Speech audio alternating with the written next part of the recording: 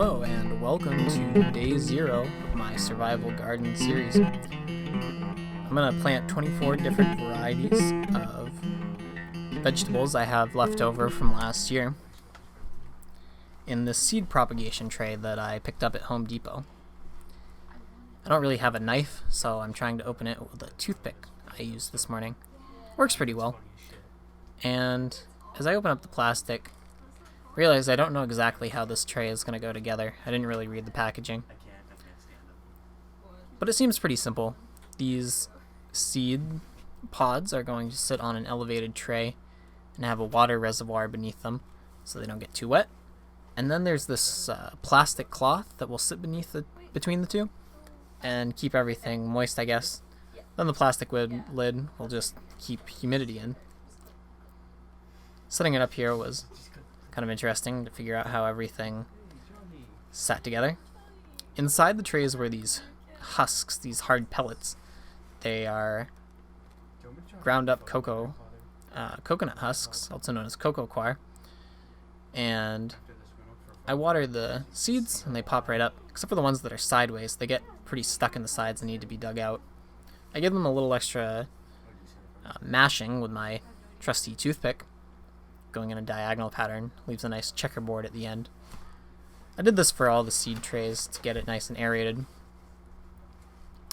and was trying to decide how exactly I'm going to plant these. So what I think I'm going to do is put the seeds on top and cover it with some seed starting mix after. I don't have a lot of space to work with. There's mostly my small table and my desk that I'm working and filming on. Here, once the tray is all settled in, I'm just kind of reassembling it, getting everything ready for planting. Made a mess the day I do this. A lot of dirt everywhere on the table, and my desk, on the carpet, but that's okay, because I'm going to have 144 plants. Here are the seeds. I'll leave the link in the description. You can get these on Amazon for, I want to say, $15. I'm not entirely sure though, 'cause I don't know off the top of my head. These are all the different varieties anyway. I'm kind of leafing through them. I have a bunch of different vegetable varieties, some cumin as an herb, and 3 mystery seeds I picked up from home and didn't label. So we'll have to see how they turn out. First, I decided to plant some bell peppers. I think that's going to be a really fun experiment. Bell peppers, to me, seem like a difficult crop to grow. They're very heavy feeders. I don't know much about all of these crops exactly. So maybe the bell peppers will be transferred to a hydroponic system. These onions, I don't know if they will be the best thing to start in seed pods. I know you're supposed to sow them directly in the ground, but they were there, so we'll put them in anyway. Spinach, I think these are going to be one of the most successful seeds.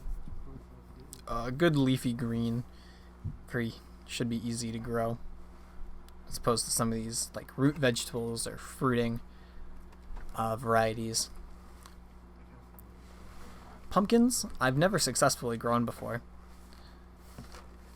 And, you see those really huge ones at the fair and everything, and I hope to grow something like that one day. If I could just get a pumpkin this fall, that would be pretty cool. I'm worried they're not buried deep enough. I put a pretty thin layer of seed starting mix over the top after this. I'm not exactly sure how this is going to turn out. So I planted some cucumbers, and now I'm on to cauliflower. I was on rareseeds.com. There's an interesting variety of broccoli that grows in this fractal shape. I wish I had those seeds. Those would be a very interesting crop to see grow. Parsnips are another seed I don't know about starting indoors. I heard you're supposed to leave them in the winter after the growing season. So, who knows how those will sprout. Okra is another vegetable I've never grown before. I know they grow it a lot in the south, who knows how it'll fare in this northern climate.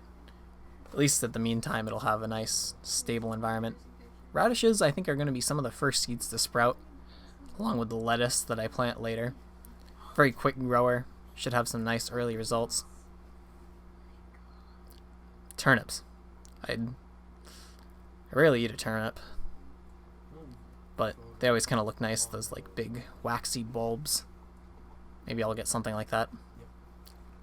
Cabbage, I think that's a cool weather crop. I'm not really sure.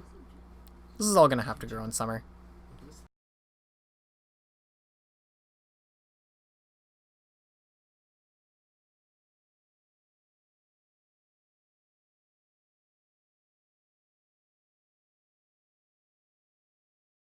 Next up we have cumin. This is the only herb I had left over.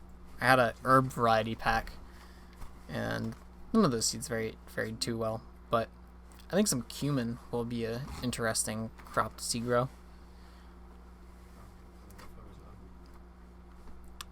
These beet seeds look a lot like Swiss chard, which is another crop I wish I could have grown, but I don't have the seeds with me. Maybe I can start some in the summer. I think there's a lot of plants that I have taken on at the moment right now. These winter squash seeds look nice on camera with the time lapse. They're very easy to plant. Again, I'm a little worried about them not being buried deep enough. Same thing with this zucchini. A similar pattern here of larger seeds. Every year, all our neighbors seem to be able to grow zucchini much easier, and they always donate it to us. So maybe I can have some of my own. These cantaloupes. I really hope these cantaloupes take a nice fruit growing. Will be nice.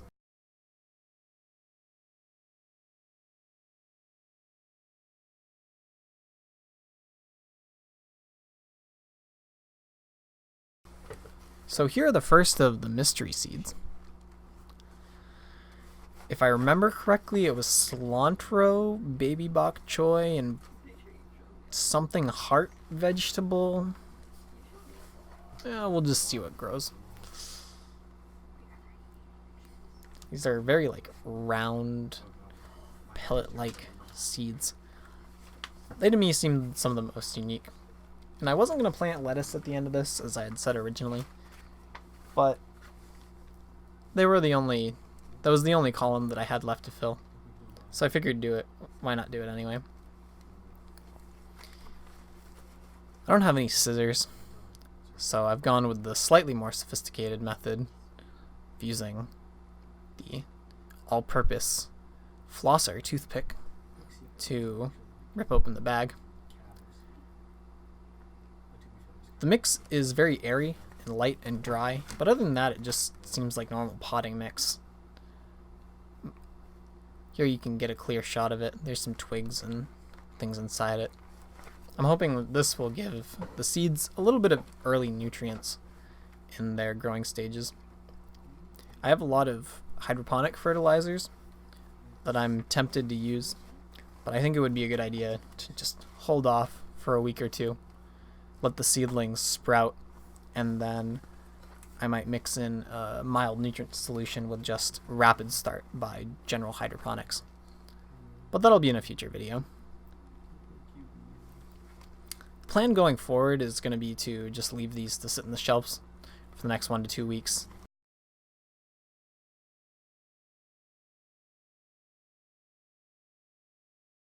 In a few days I have these LED grow strips coming, so maybe I'll make a video of installing those.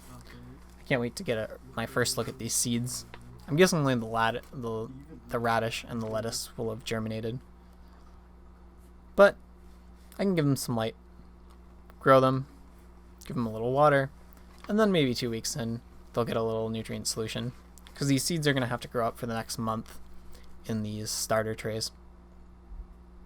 The last step is simply going to be to water the seeds. With a watering can, I poked some holes in a Powerade bottle. It's pretty effective, actually. And this should be the final steps in the growing process. Now all I have to do is wait 1 week, install the lights. I think I may turn the lights on after a week or even a few days of germination. Give a quick update then, and water periodically, and keep track of the seed's growth over time.